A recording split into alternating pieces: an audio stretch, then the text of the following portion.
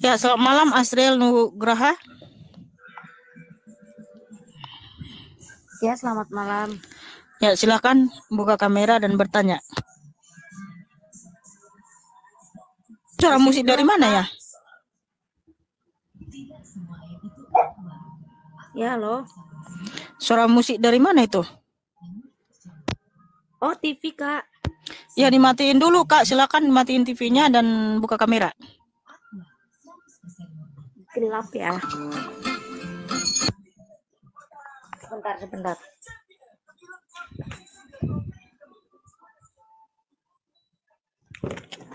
Sebentar, Kak.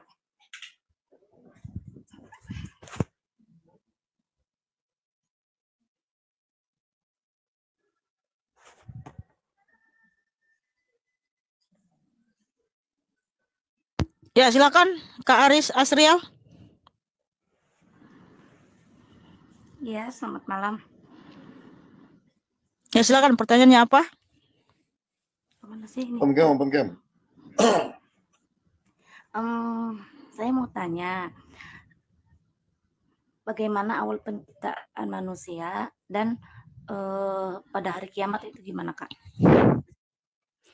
Ya, tadi sudah dijelaskan ya bahwa penciptaan manusia itu seperti yang tertulis di Kejadian 1 ayat 28 ayat 26 sampai 28. Tuhan Yesus itu menciptakan manusia menurut gambar dan rupanya ya. Berfirmanlah Allah, baiklah kita menjadikan manusia menurut gambar dan rupa kita, supaya mereka berkuasa atas ikan-ikan di laut dan burung-burung di udara dan atas ternak dan atas seluruh bumi dan atas segala binatang melata yang merayap di bumi. Maka Allah menciptakan manusia itu menurut gambarnya, menurut gambar Allah diciptakannya dia, laki-laki dan perempuan diciptakannya mereka. Nah, Tuhan Yesus kalau menciptakan tumbuh-tumbuhan, hewan ternak, burung di udara, ikan di laut, Tuhan Yesus hanya berfirman, jadilah tanah menumbuhkan tunas-tunas muda. Jadilah udara mengeluarkan burung-burung. Jadilah laut mengeluarkan ikan-ikan. Langsung jadi semua. Tapi kalau manusia bagaimana? Tuhan Yesus Kristus membentuk manusia itu dengan tangannya sendiri. Yang dimana tertulis di Kejadian 2 ayat 7. Ketika itulah Tuhan Allah membentuk manusia itu dari debu tanah dan menghembuskan nafas hidup ke dalam hidungnya, demikianlah manusia itu menjadi makhluk yang hidup. Jadi kita berbeda dari ciptaan yang lain. Kenapa? Kita diciptakan menurut gambar dan rupa Tuhan Yesus Kristus. Di mana Tuhan Yesus membentuk dulu nih dari debu tanah, kepala Adam, ya, tangan, kakinya dan semua lengkap dengan sempurna. Baru setelah itu Tuhan Yesus menghembuskan nafas kehidupan ke hidung Adam. Sehingga dia menjadi manusia yang pertama ya. Kalau Hawa itu diambil dari tulang rusuk Adam ya, yang tertulis di Kejadian 2 ayat 20 sampai 25. Nah, itulah penciptaan manusia. Dan penciptaan manusia ini sudah ditulis 1500 tahun sebelum Masehi oleh Nabi Musa. Karena Tuhan yang memberitahu kepada Nabi Musa seperti apa dia menciptakan manusia. Dan nanti kalau di akhir zaman cantik ya, pada hari kiamat itu yang tertulis di Wahyu 20, setelah anak-anak Tuhan Yesus diangkat ke surga di 1 Tesalonika 14 tadi ya. Iya kah? Lupa saya jadi. Setelah diangkat ke surga, barulah ada hari kiamat, yaitu lenyaplah bumi ya, dan semua manusia akan dikumpulkan di hadapan Tuhan Yesus. Tuhan Yesus akan menghakimi semua umat manusia, baik yang besar dan kecil. Wahyu 20 ayat 11 sampai 15. Seperti itu, saudaraku. Berarti pada hari kiamat itu tidak ada namanya gempa bumi ataupun gunung-gunung dihancurkan gitu, Kak? Iya. Prosesnya itu langsung gimana itu? Ya silakan Nathan, silakan tambahin. Kalau tadi 1 Tesalonika 4 ayat 13 sampai 15 ya, bahwa kita akan diangkat di atas awan-awan di surga. Ya, jadi begini Asriel ya, di dalam Alkitab tanda-tanda kirsaman atau hari kiamat dikatakan di dalam Matius 26 ayatnya yang ketiga sampai 8. Di sana tanda-tandanya banyak ya, yaitu bumi akan kacau ya, kelaparan akan terjadi di mana-mana, goncangan-goncangan hebat akan terjadi. Kacau itu seperti ya. apa, Kak? Kacau ini gimana? Peperangan terjadi di mana-mana ya, kelaparan terjadi di mana-mana ya, bahkan di dalam Wahyu 8 ya, Wahyu 8 sampai Wahyu 9 di sana dijelaskan mengenai 7 sangkakala yang ditiupkan oleh para malaikat untuk menandakan hari kiamat itu, di mana di sangkakala pertama saja itu guncangan yang hebat itu terjadi, ya. Jadi memang di Alkitab ini dijelaskan secara rinci mengenai akhir zaman itu, tanda-tanda akhir zaman itu, di mana ketika sangkakala dibunyikan dari sangkakala pertama sampai sangkakala yang ketujuh, sampai Tuhan Yesus datang untuk menghakimi orang yang hidup dan yang mati. Ya, jadi banyak sekali tanda-tanda yang terjadi mengenai akhir zaman ini.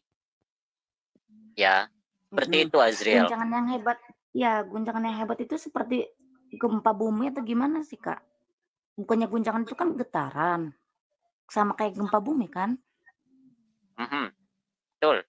Itu tercatat dalam Wahyu 8 dan Wahyu 9. Itu jelas di sana berbicara mengenai tiupan sangkakala dari sangkakala pertama sampai sangkakala 9, sampai sangkakala ke-7. Di sana mengenai ketika sangkakala pertama dibunyikan, ya, di sana terjadi bencana alam yang sangat-sangat hebat di bumi. Ya, itu adalah pertanda bahwa akhir zaman sudah datang. Ya, seperti itu Azriel. Silakan. Iya, di masa guncangan ini, apakah masih ada manusia yang masih hidup, Kak? Menyaksikan kedahsyatan kiamat itu? Yang masih hidup di situ hanyalah orang-orang yang tidak percaya. Sementara orang-orang yang percaya itu sudah dijemput oleh Tuhan Yesus seperti yang dijelaskan Mikana tadi. Ya, sebelum guncangan itu terjadi, orang-orang yang percaya, umat-umat pilihan itu sudah diangkat. Sudah terjadi rapture atau pengangkatan, ya. Jadi yang ada di bumi ketika hari kiamat itu adalah orang-orang yang tidak percaya kepada Yesus Kristus sebagai Tuhan dan Juru Selamatnya. Seperti itu, silakan. Iya, setelah terjadinya guncangan, terus nanti prosesnya gimana itu, Kak? Kalau saya jelasin akan langsung masuk surga atau akan dikumpulkan di mana gitu atau gimana? Sudah saya katakan tadi, orang-orang yang percaya itu langsung diangkat, langsung dia masukkan ke dalam surga, ya. Dikatakan dalam Matius 26 Matius 24 ayat 30 sampai 31 berbicara mengenai pengangkatan, berbicara mengenai penjemputan orang-orang percaya sebelum terjadinya hari kiamat. Ya. Iya. Jadi tapi kan segala proses iya, masuk surga itu kan nggak mudah, Kak. Nggak semudah itu kiamat langsung masuk ke surga. Semuanya kan harus ada prosesnya. Kita mau naik pangkat aja kan harus sekolah dulu, harus ini dulu, ya kan? Nggak mungkin langsung masukin ke surga semudah itu dong, Kak. Ya, kalau di kami memang ketika orang-orang itu percaya dan melakukan kehendak Tuhan, ketika di hari akhir nanti, itu akan langsung dimasukkan ke dalam kerajaan surga. Tidak ada laundry, ya. Tidak ada yang namanya masuk neraka dulu, dicuci-cuci dulu, baru masuk surga. Enggak. Ya, orang percaya mendapatkan jaminan penuh untuk memasuki kerajaan surga. Sementara orang yang tidak percaya, mereka akan dihakimi. Iya. Nah, bagaimana, mohon maaf nih Kak, kan di Kristen juga kan ada ya yang melakukan kejahatan semasa hidupnya. Itu bagaimana orang yang pemabuk, terus pezina, terus pencuri, terus yang korupsi, itu gimana itu? Apa juga Itu langsung binasa. masuk surga? Itu binasa. Ya, saya katakan itu binasa. Dikatakan dalam Wahyu 21 ayatnya yang ke-8, tetapi bagi orang-orang penakut, orang-orang yang tidak percaya, para orang-orang keji, para pembunuh, penyembah-penyembah berhala, tukang-tukang sihir, pendusta, pesina, dan pesundal mendapatkan bagian di dalam lautan api yang menyala-nyala dengan belerang. Ya, jadi orang-orang seperti yang kamu sebutkan tadi, itu adalah orang-orang yang sudah mendapatkan bagian mereka di dalam kerajaan maut, yaitu neraka. Ya, dikatakan juga dalam Galatia 5 ayat yang ke-19 sampai 20. Orang-orang yang hidup dalam kedagingan, dalam keduniawian, hidup dalam percabulan, kemabukan, dan hal-hal duniawi lainnya yang bersifat kejahatan, itu tidak akan mendapatkan bagian di dalam kerajaan sorga. Nah, berarti kan Ya. orang Kristen nggak semuanya masuk Ya, surga silakan Pak toh. Jet Ada nih. yang masuk ke neraka juga kan. Nggak semuanya langsung Dek, mudah ke ini saya kan. jawab ya, Berarti Dek. kan ada tahap pemilahan gitu kan. Saya bantu jawab Bang Nat ya. Jadi kalau di kekristenan itu, hidup kekal itu adalah anugerah oleh karena percaya kepada Tuhan Yesus. Cuman kalau di luar agama Kristen itu, mereka itu mau masuk Kristen tuh harus berusaha sendiri, lewat amal, lewat kebaikan, jadi berjuang sendiri gitu dan lain sebagainya. Tapi orang yang percaya Tuhan Yesus itu sudah dijamin mendapat hidup yang kekal deh gitu. Lalu bagaimana, ada gak orang Kristen yang hidupnya gak bener? Nah, kalau orang ngakunya Kristen tapi hidupnya terus dalam hidup ketidakbenaran, itu sebenarnya bukan orang Kristen. KTP-nya doang Kristen, tapi sebenarnya hatinya nggak percaya Tuhan Yesus. Misalnya gimana? Dia sejak kecil sudah percaya Tuhan Yesus. Sejak kecil lahir udah jadi orang Kristen. Ya, itu namanya Kristen KTP. Sepanjang sampai umur berapa tahun dia nggak tobat-tobat. Dan kalau orang benar-benar percaya Tuhan Yesus, biasanya dia nggak betah hidup di dalam dosa. Bukan berarti nggak bisa jatuh dalam dosa, tetapi dia tidak bisa terus-menerus hidup di dalam dosa. Itu yang saya maksud. Paham nggak, Dek? Iya, paham. Jadi kalau ada orang Kristen yang bilang, oh saya Kristen nih, tapi dari sepanjang hidupnya dari muda sampai berapa tahun itu terus hidupnya nggak bener, itu namanya bukan orang percaya. KTP-nya doang orang percaya, tetapi sebenarnya hatinya nggak percaya. Cuman dia jadi Tapi Kristen kenapa? Karena dari lahir udah Kristen. iya, dari keluarganya kan Kristen. Nah, ada dong Betul. seenggaknya tuh sedikit aja dia ada rasa aku tuh Kristen gitu kan. Nah, masa sih Tuhan Yesus yang katanya Maha Pengasih tidak mengasihani hamba yang seperti itu? Berarti itu Nah, tidak diampuni dosanya. kan saya Orang bilang masuk Kristen itu Oke, lanjut. karena iman percaya. Paham nggak maksudnya? Karena dia percaya Tuhan, kan barang saya percaya kepada Yesus, dia memperoleh hidup yang kekal. Tapi barang saya tidak percaya, dia sudah sedang berada di bawah hukuman.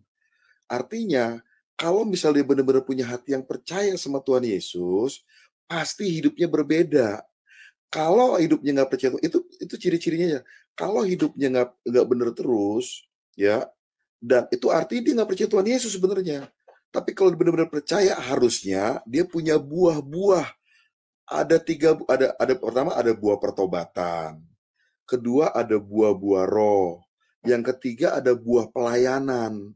Nah, 3 ini harus dimiliki sama orang percaya kepada Tuhan Yesus. Itu ayatnya ada semua di Alkitab. Tapi kalau dia nggak punya 3 hal ini, itu berarti tadi Bang Nat bilang, pasti itu bukan orang percaya. Masuk ke mana? Bang Nat tadi bilang, pasti masuk ke neraka. Kenapa? Karena dia nggak punya 3 hal ini. Buah pertobatan, buah-buah roh, buah pelayanan. 3 hal ini, kalau dia nggak punya, dia bukan orang percaya, Dek. Iya, misalkan dia udah melakukan pertaubatan gitu ya, tapi dia melakukan kesalahan, dia kembali seperti misalkan ahli narkoba gitu. Nah, itu kecanduan, awalnya dia udah bertobat nih, lakukan kembali, itu gimana? Oke, jadi gini. Iya, jadi gini Kakak. Kalau orang mengatakan dia percaya Tuhan Yesus, dulu kan dia manusia lama, manusia berdosa. Semua kita manusia berdosa, tidak ada yang tidak berdosa. Nah, Tuhan Yesus menyatakan di Matius 26 ayat 28, inilah darahku yang ditumpahkan bagi banyak orang untuk pengampunan dosa. Nah, setelah kita percaya kepada Tuhan Yesus, Mbak, yang dulunya kita manusia mati, manusia berdosa, ketika kita percaya, kita menjadi apa? Manusia ciptaan baru. Ya. Oke, saya baca dulu ayatnya, ciptaan baru. Manusia Bentar. ciptaan baru itu gimana maksudnya? Ciptaan baru artinya kita sudah disucikan dosa-dosa kita dengan darah Kristus ya. Jadi siapa yang ada dalam Kristus, ia adalah ciptaan baru. Yang lama sudah berlalu, sesungguhnya yang baru sudah datang. Nah, setelah kamu sudah menjadi anak Tuhan Yesus, hiduplah dalam kekudusan. Jangan lagi kamu melakukan dosa. Kan tadi kamu sudah sucikan dosa-dosamu. Jangan lagi kamu melakukan dosa. Jangan lagi kotori dirimu dengan dosa. Nah, tapi memang ada manusia yang dulu dia tukang mabuk nih ya, contohnya ya. Nah, setelah dia dalam Tuhan Yesus dia sudah diampuni, dia jangan mabuk lagi. Ya. Nah, tapi kadang kan manusia ini lemah ya, roh memang penurut tapi daging lemah. Akhirnya dia jatuh dalam dosa lagi, yaitu mabuk. Nah, ada firman Tuhan di Wahyu 3 ayat 19. Barang siapa kukasihi, ia kutegur dan kuhajar. Oleh karena itu relakanlah hatimu dan bertobatlah. Nah, kalau dia masih mabuk lagi, Mbak, Tuhan harus akan tegur dengan caranya sendiri. Bisa saja cara menegurnya dengan sakit perut, ya. Oh, langsung dia sadar tuh, karena Tuhan Roh Kudus berbicara ke dalam hatinya, nak, kamu nggak boleh mabuk-mabuk lagi, sebab kamu anakku. Nah, dia ditegur dengan cara apa? Dia sakit perut. Nah, lalu dia sadar, oh ya, karena aku memang nggak, anak Tuhan Yesus nggak boleh lagi mabuk lagi. Nah, mungkin 1 tahun dia nggak pernah minum lagi, ya, nggak pernah lagi berbuat dosa itu. Nah, tahun kemudian dia masih berbuat lagi. Akhirnya Tuhan Yesus tegur, hajar sampai apa? Sakit lever. Nah, makanya relakan hatimu dan bertobat. Jangan lagi melakukan dosa yang sama. Nah, itulah dalam Tuhan Yesus cantik. Jadi kita harus bertobat betul-betul. Tidak boleh lagi bermain-main dengan dosa. Karena Tuhan Yesus adalah Allah yang maha adil. Dia tidak bisa dipermainkan ya. Sebab ada firman Tuhan, tabur tuai ya. Janganlah sesat ya, Galatia 6 ayat 7. Janganlah sesat, Allah tidak membiarkan dirinya dipermainkan. Karena apa yang ditabur orang itu juga yang dituainya. Jadi kalau dia nggak bertobat Kak, sampai dia matinya masih tetap mabuk berzina, artinya dia binasa Kak. Dia artinya nggak pernah percaya Tuhan Yesus. Berarti dia mengucapkan dia percaya Tuhan Yesus itu hanya di mulut doang, bukan dalam tindakan. Nah, kalau kamu mengaku dengan mulutmu, dengan hatimu, dengan sungguh-sungguh bahwa kamu percaya Yesus adalah Tuhan dan Allah, maka tunjukkan melalui perbuatanmu Kakak. Melalui perbuatan apa? Ya, menghasilkan buah-buah roh, yaitu kasih, sukacita, penguasaan diri, kesetiaan. Nah, seperti itu. Makanya Kakak cantik, lihatlah kehidupan orang Kristen. Kalau Kristen sejati Kakak, itu benar-benar hidupnya kudus. Hidup benar di hadapan Tuhan. Contohnya siapa? Rasul Paulus. Dulu dia adalah seorang yang pembunuh. Hawa nafsunya meledak-ledak ya. Tapi setelah dia bertobat, ada dalam Tuhan Yesus, dia hidup kudus, hidup suci, hidup benar. Bahkan dia tidak menikah. Dia bisa menawan hawa nafsunya. Makanya sampai Paulus mengatakan di Filipi 3:17, saudara-saudara ikutilah teladanku dan perhatikanlah mereka yang hidup sama seperti kami yang menjadi teladanmu. Makanya semua rasul-rasul Tuhan Yesus itu hidup suci, hidup benar. Tidak ada mereka mengajarkan perang ya, tidak ada mereka mengajarkan kamu harus menyimpan banyak perempuan, nggak ada. Mereka harus hidup kudus. Bahkan Rasul Paulus mengajarkan kasihilah istrimu, kamu tidak boleh menceraikan istrimu, kamu harus setia kepada pasanganmu. Ya, karena dalam Tuhan itu nggak boleh hidup sembarangan Kakak cantik. Itulah Kristen sejati. Ya, saya rasa sudah cukup dulu. Terima kasih Kakak cantik. Tuhan Yesus memberkatimu.